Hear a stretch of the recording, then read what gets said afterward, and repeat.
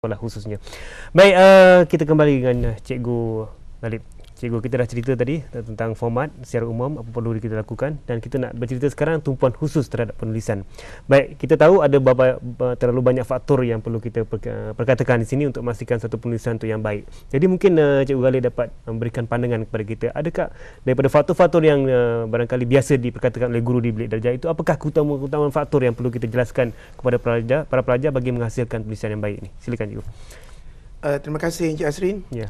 Rakan-rakan ahli panel, ibu bapa, para penonton yang saya hormati sekalian. Sebelum saya menjawab soalan pengurusi tadi, saya ingin menambah apa yang diperkatakan oleh Cik Azman dan Cikgu Ali tadi kan. Iaitu sebenarnya kita sekarang ni ada kontrak. Mana kita berpegang pada sukatan pelajaran, pada kurikulum. Tetapi ni berdasarkan pengalaman lah yang saya dapati. Kebanyakan guru-guru lebih menumpukan orang kata keputusannya. Bukan usaha tu. Keputusan maknanya di sinilah berlakunya jalan pintas. Mereka mengutamakan soalan ramalan. Sepatutnya mereka mengikut sukatan. Jadi dalam hal ini, dalam pengajaran sebagai guru, yang pertama sekali, begitu juga murid ataupun penulis katakan, maknanya faktor utama dalam penulisan ialah mereka kena tahu apakah perkara yang dia sendiri telah tahu.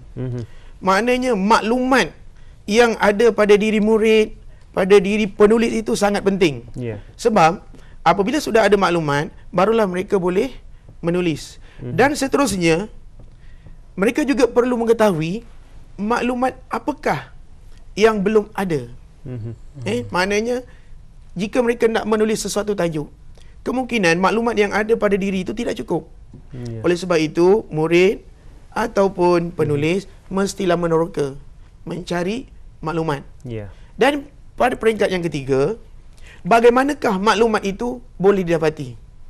Jadi ini tiga perkara sangat penting. Jadi maklumat itu mungkin boleh didapati daripada pembacaan. Seperti yang diperkatakan oleh Cikgu Ali tadi, saya ingin menambah. Kalau dikata selangkah ke perpustakaan, 1000 apa tadi tu? Maklumat. 1000 maklumat. Senang je, balik nanti saya langkah ke perpustakaan. Dapat 1000 maklumat kan.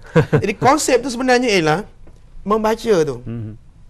Membaca jambatan ilmu. Dan perpustakaan pula khazanah ilmu.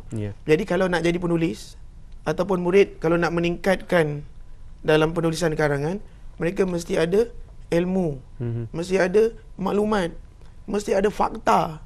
Jika penulis atau murid itu menulis karangan tanpa maklumat, tanpa ilmu, tanpa fakta, karangan itu orang kata orang Jawa lah. Saya pun bukan orang Jawa. Karangan itu cemplang. Jadi sebenarnya ini faktor yang pertama lah. Faktor yang seterusnya maknanya untuk menghasilkan penulis yang baik, murid kena tahu atau penulis kena tahu mereka ni menulis untuk siapa? Untuk diri sendiri ke? Untuk guru ke? Untuk masyarakat umum? Ataupun untuk pemeriksa? Oleh sebab itulah mereka mestilah mempunyai maklumat atau faktor-faktor yang perlu diketahui untuk siapa. Katakanlah untuk umum.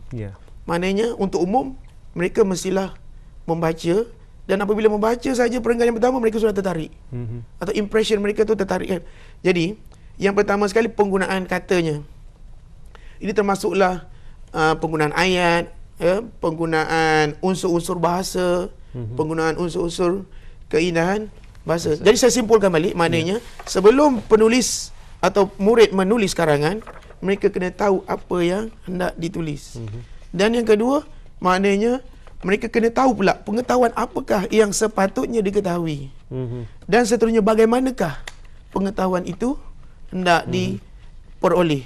Dan seterusnya, apakah unsur-unsur yang perlu ada dalam karangan itu yang boleh menarik pembaca ataupun pemeriksa atau guru mereka sendiri, seperti dari segi penggunaan kata, dari segi gaya bahasa, ayat dan sebagainya. Itu saja Cik Taslim.